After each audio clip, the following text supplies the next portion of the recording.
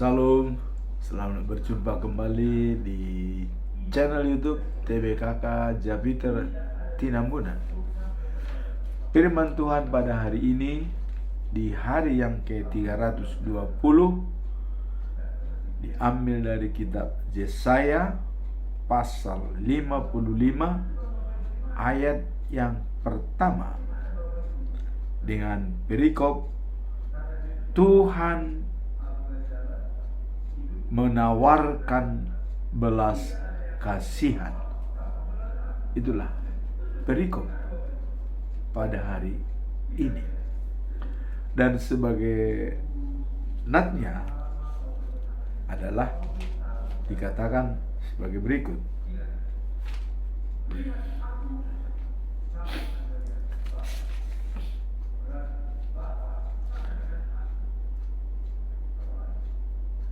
Ayo, hai semua orang yang haus, marilah dan minumlah air. Dan hai orang yang tidak mempunyai uang, marilah, terimalah gandum tanpa uang pembeli dan makanlah, juga anggur dan susu tanpa bayaran. Demikian firman Tuhan hari ini. Nah, sebagaimana biasanya kita tetap masuk dalam pedoman bulan November dengan topik mengasihi dengan kasih Kristus. Dijabarkan dalam Yohanes pasal 13 ayat 35. Dengan demikian, semua orang tahu bahwa kamu adalah muridku, jikalau kamu adalah saling mengasihi. Itulah penjabaran daripada topik mengasihi dengan kasih Kristus. Jadi untuk menjadi syarat sebagai murid Yesus adalah apabila kita saling mengasihi. Ya. Sekarang pertanyaan, apakah termasuk murid Yesus apabila orang yang tidak saling mengasihi? Berdasarkan ayat ini, tidak termasuk dalam murid Yesus apabila ada orang tidak saling mengasihi. Jadi yang jelas di sini adalah jikalau kamu saling mengasihi, maka orang tersebut dinyatakan sebagai murid Yesus. Nah, sekarang sasaran daripada kasih, ya, yang benar menurut Tuhan Yesus. Jadi sasaran kasih itu kemana? Atau kepada siapa? Dan bagaimana? Nah, menurut Tuhan Yesus dalam Injil Markus, ya, pasal 12 ayat 30 sampai dengan 31. Sasaran kasih yang akan kita jalankan yaitu vertikal untuk Tuhan dan horizontal untuk sesama manusia.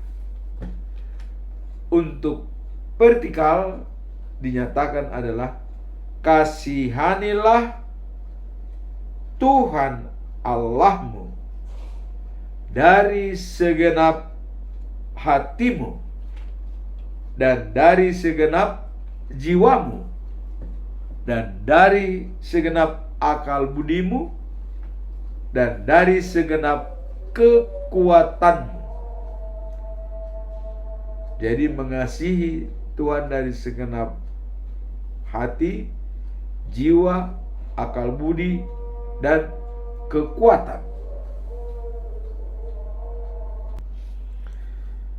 Dan selanjutnya ialah kasihanilah sesamamu seperti dirimu sendiri. Inilah horizontal kepada manusia.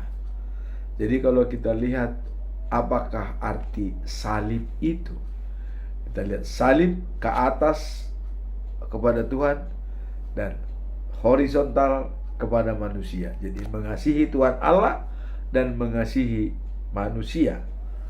Itulah dikatakan syarat untuk menjadi murid Tuhan Yesus. Nah, kemudian apa mendapatkan kasih itu? Bagaimana caranya? Ya.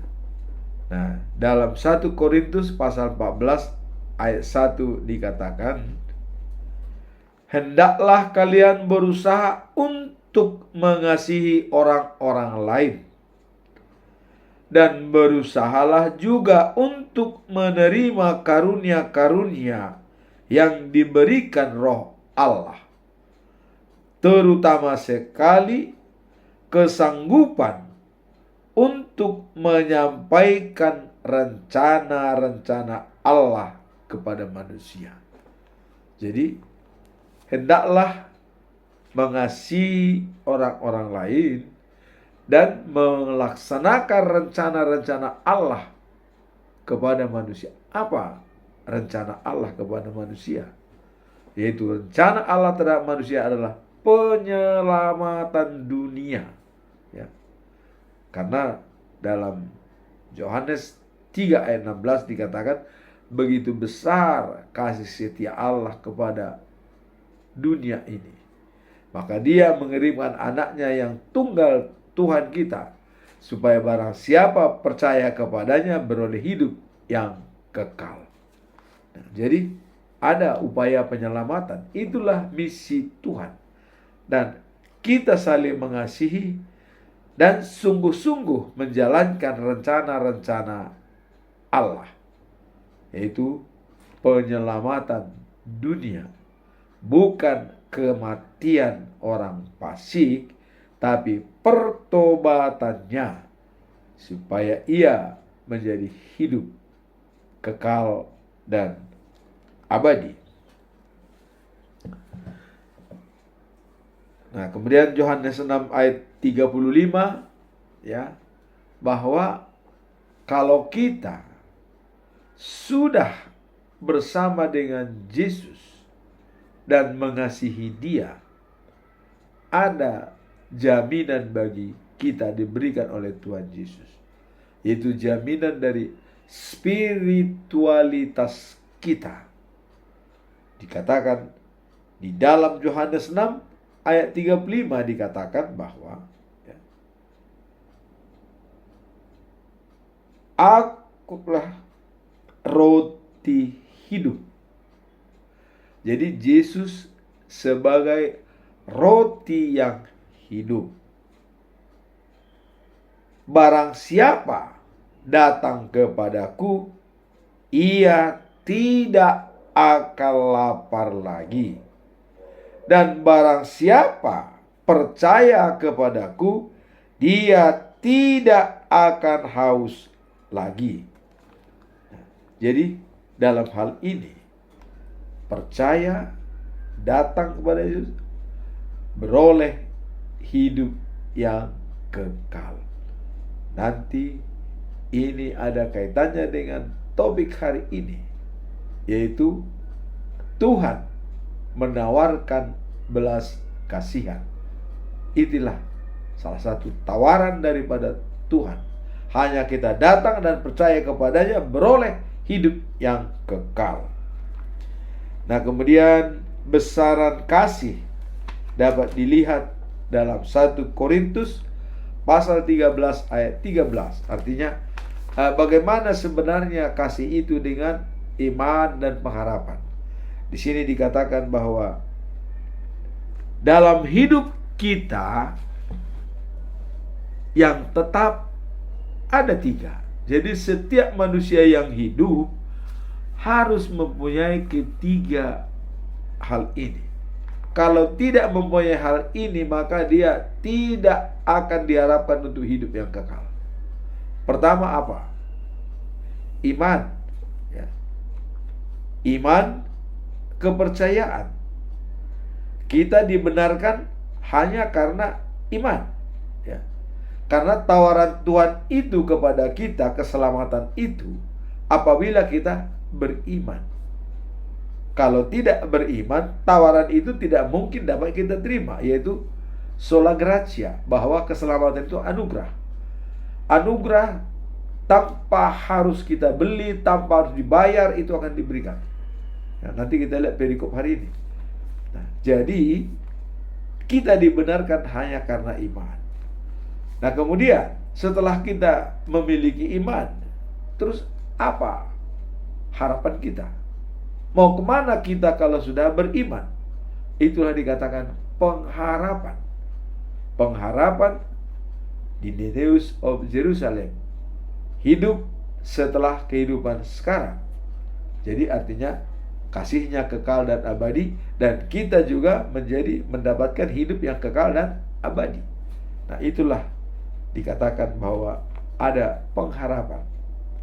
Kalau dalam Roma 12 ayat 12 dikatakan, ya, bersukacitalah dalam pengharapan, bertekun dalam kesusahan, tabah dalam kesusahan, dan selalu berdoa. Itu sudah dikatakan dalam Roma 12 ayat 12, ya. Bersukacita dalam pengharapan. Nah, ini pun ada pengharapan. Kita bersukacita. Nah, kemudian yang ketiga adalah kasih. Nah, inilah dikatakan Yesus tadi bahwa seorang murid dia harus memiliki saling mengasihi. Kalau tidak, itu tidak dianggap murid. Nah, karena kasih ini adalah lebih besar dari semua, maka inilah syarat yang paling utama yang diberikan oleh Tuhan Yesus. Ya. Kasih artinya mengasihi dengan kasih Kristus. Apa itu kasih Kristus? Nah, di sini dikatakan kasih itu adalah pengorbanan tanpa balas jasa. Mau berkorban tanpa harus balas jasa, mengharapkan apa yang diberikan. Artinya memberikan dengan sukarela, membantu dengan sukacita, dengan hati yang tulus dan ikhlas. Jadi tidak ada mengharapkan harus balas. Kalau saya bantu, dia bantu, tidak. Bukan seperti HMH kata orang Batak, ya. Holong mengalap holong. Kalau kita mengasihi, orang lain mengasihi. Sama dengan arisan, kita memberikan makan orang ke rumah kita, kita pun mengharapkan makan di rumahnya. Bahkan, ya, ada orang yang namanya si tahu, ya. Kalau dia selalu menerima, iya, tapi memberi tidak pernah. Itu namanya si tahu. Jadi bertepuk tangan sebelah tangan. Harus ada take and give. Itu dulu yang utama. Namun yang paling utama adalah given, memberi tanpa balas jasa. Itulah yang dikatakan kasih agape murni. Dan yang memiliki kasih agape hanyalah Yesus. Maka kita juga syarat utama pengikut Yesus harus memiliki kasih. Nah, kemudian sekarang kita masuk dalam perikop hari ini, ya. Masuk dalam perikop hari ini, Tuhan menawarkan belas kasihan. Nah, apa yang ditawarkan tersebut? Mari kita lihat dalam ayat 1 pasal 55 ini.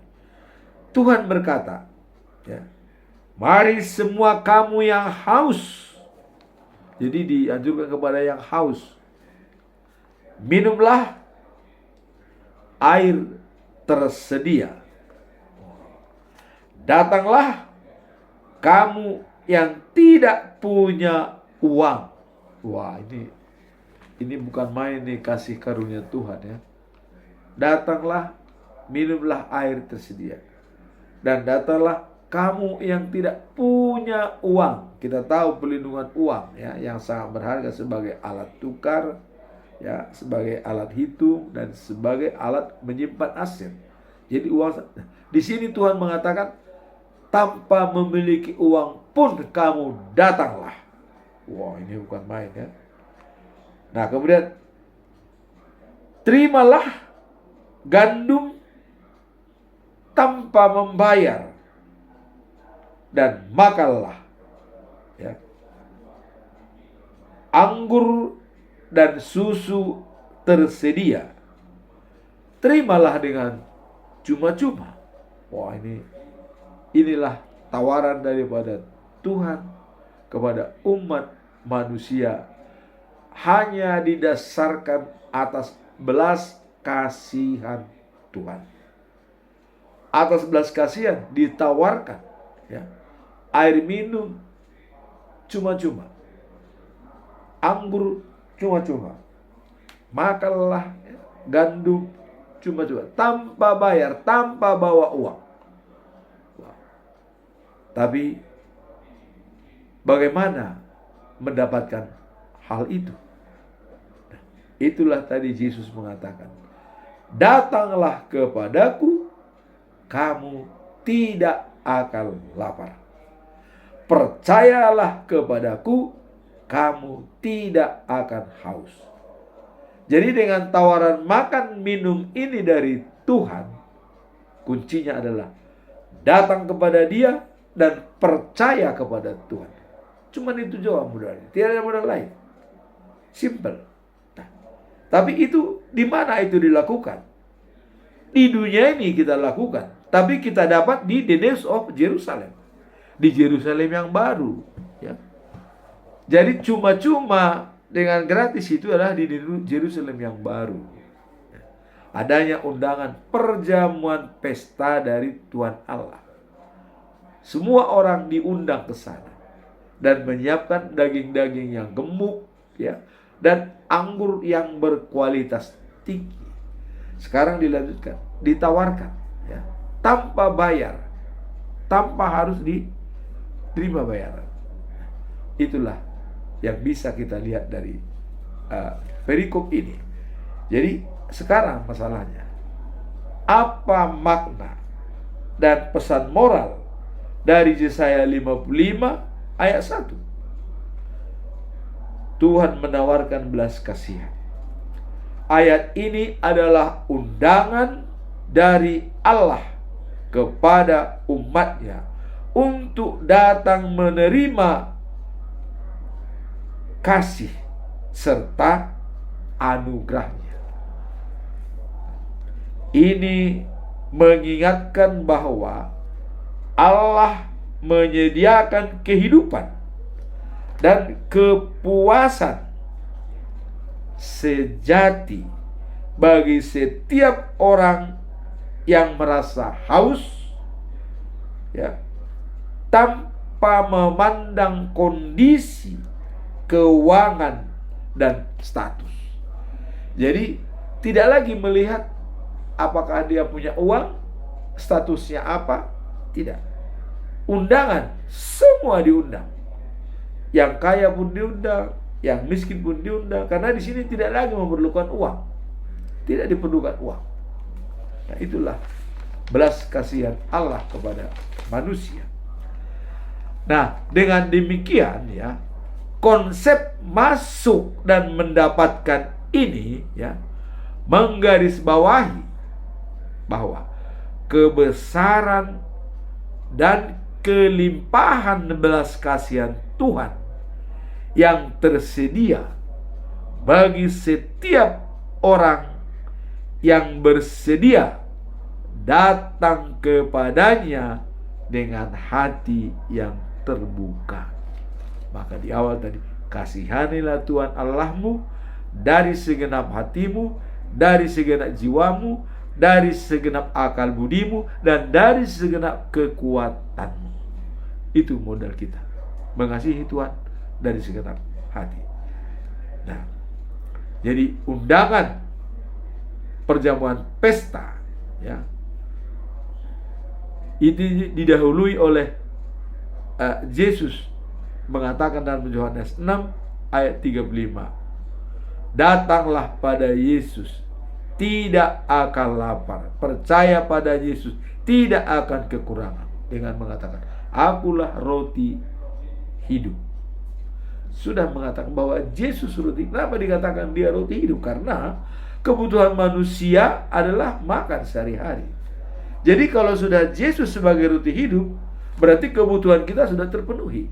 Tinggal datang kepadanya dan percaya kepadanya. Itu kuncinya. Dalam perikop ini Allah mengundang semua orang yang harus datang dan minum tanpa biaya.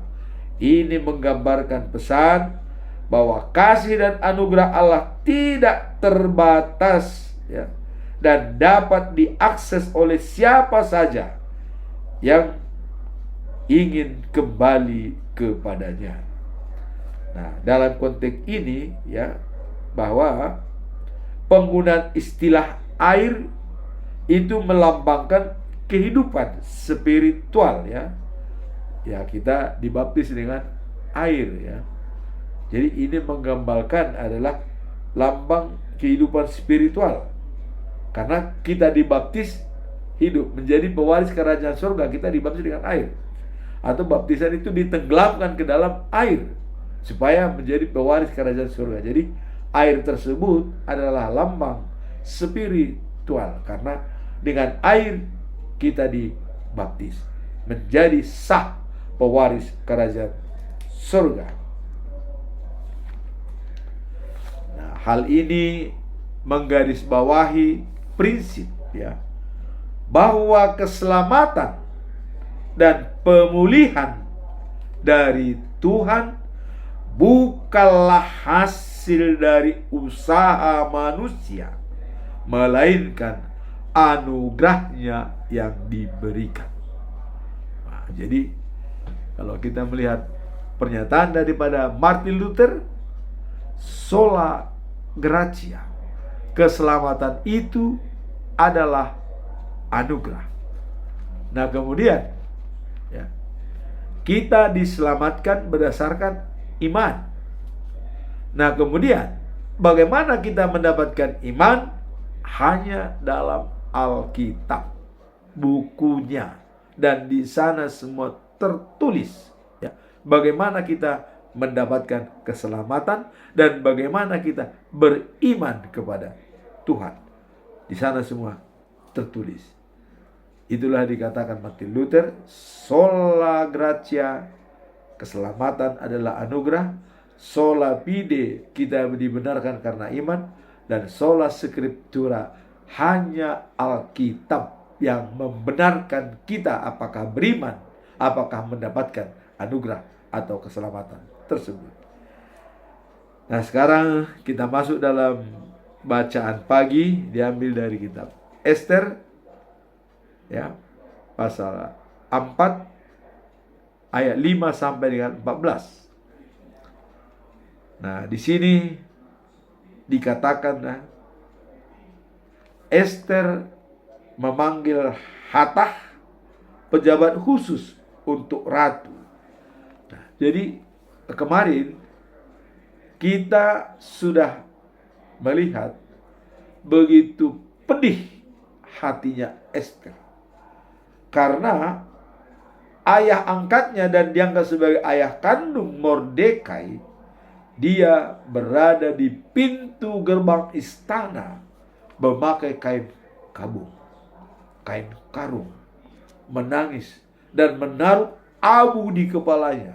Coba, dia minta bantuan Ester.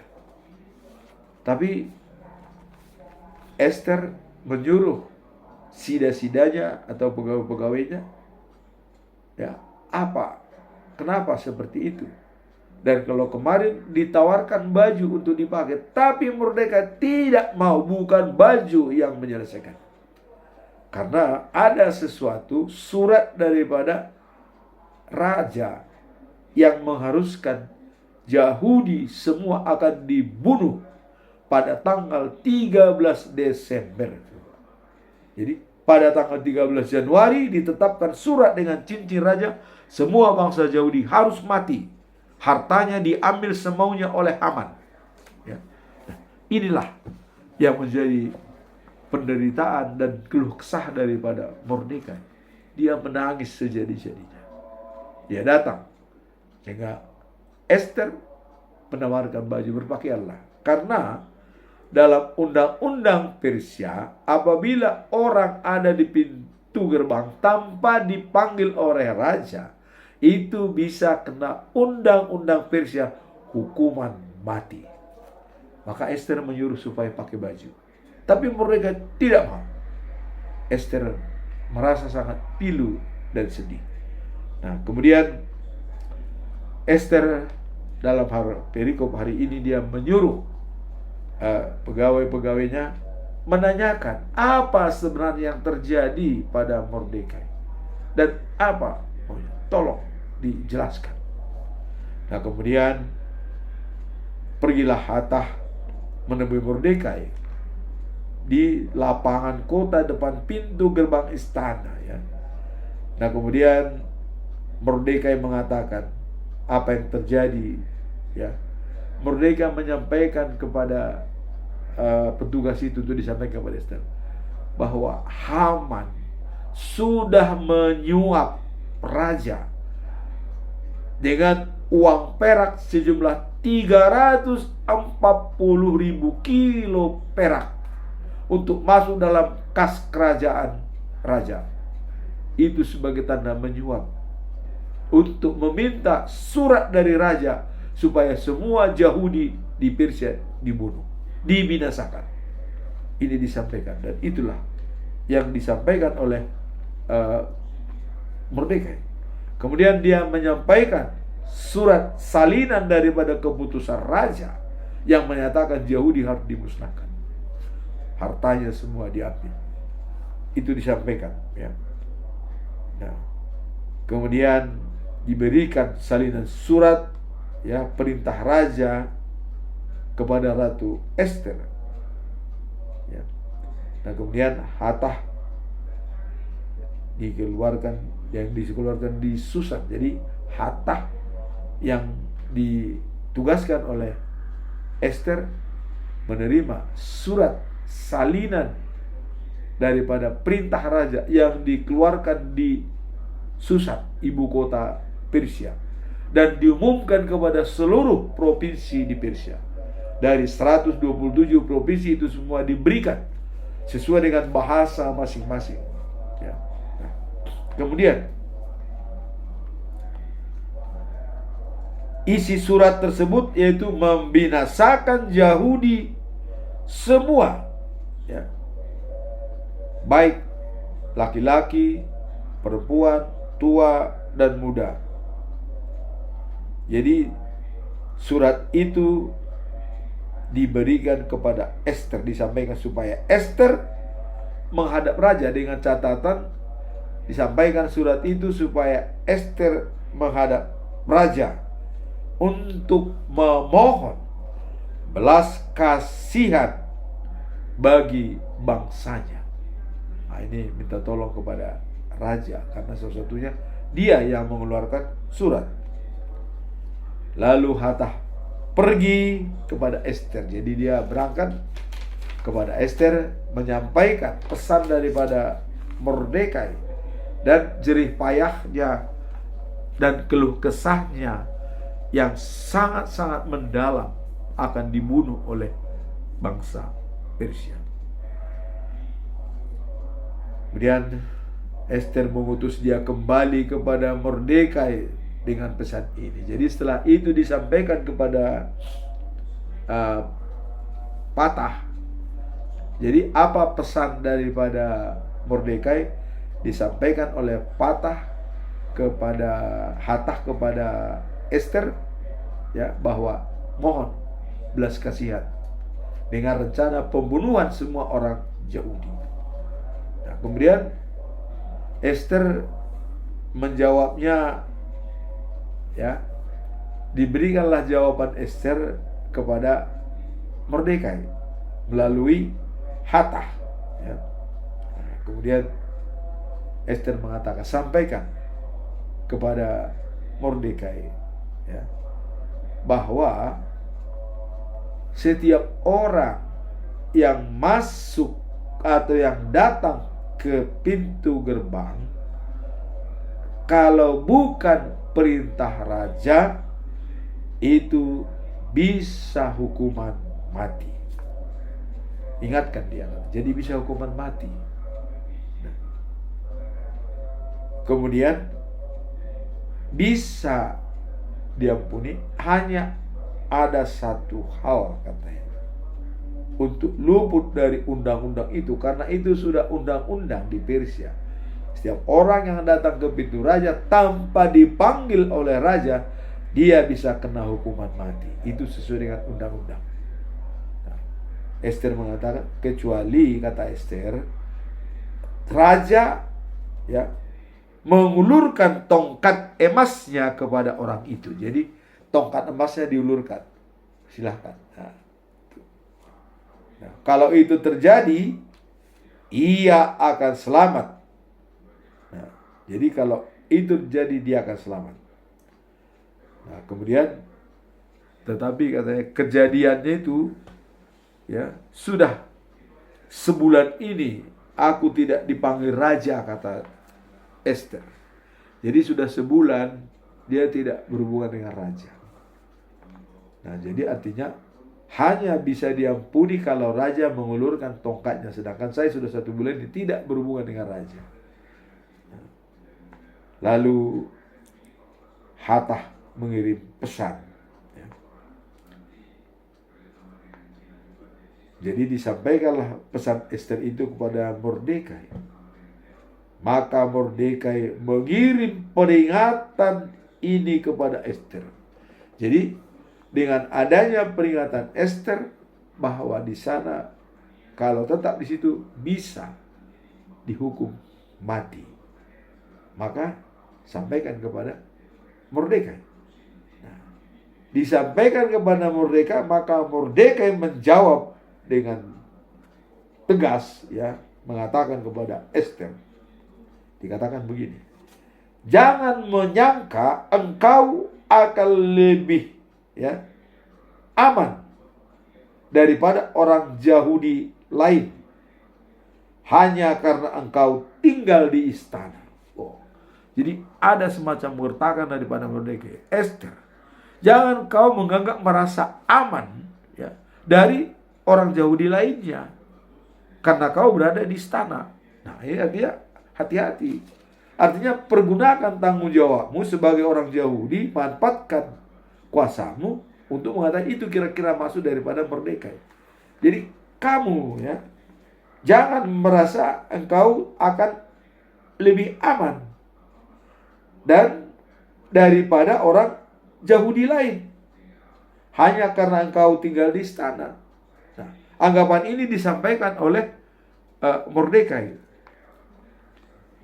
Nah, kemudian dikatakan oleh Mordekai, orang Yahudi pasti akan mendapat pertolongan dengan cara bagaimanapun juga sehingga mereka selamat.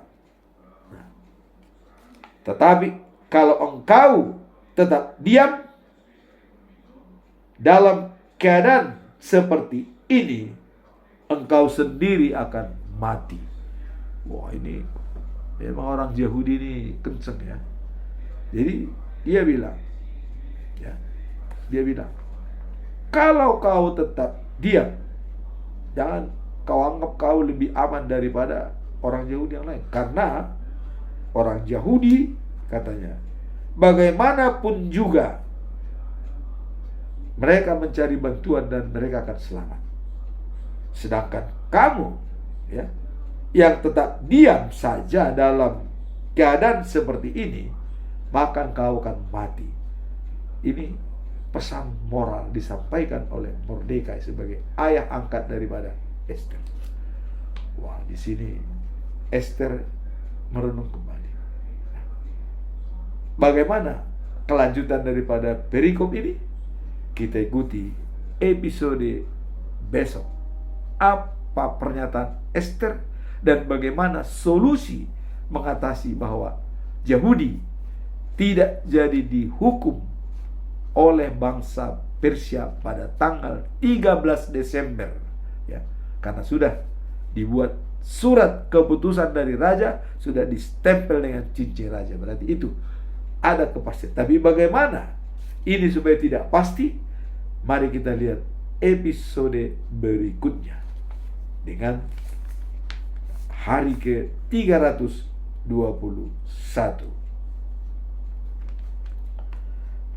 Nah, kemudian kita masuk dalam perikop bacaan malam, diambil dari Mazmur pasal 136 ayat 21 sampai dengan 23. Ini adalah doa syukur Daud, selalu mengatakan kasihnya kekal abadi. Jadi setiap ada pernyataan Daud dalam Mazmur pasal 136, mulai dari ayat 1 sampai 26, itu setiap kata-kata disampaikan selalu dikatakan kasihnya kekal dan abadi. Nah, sekarang mari kita lihat dalam ayat 21. Dikatakan begini: negeri mereka diserahkannya kepada umatnya.